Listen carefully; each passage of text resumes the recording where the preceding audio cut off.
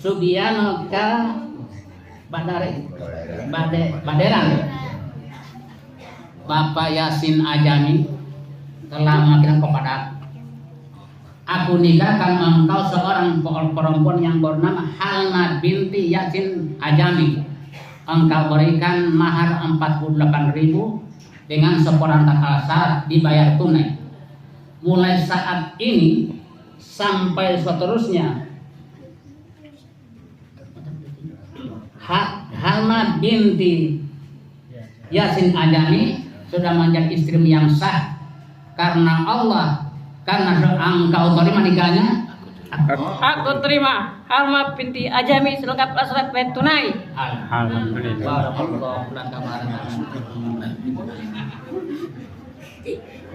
Nah,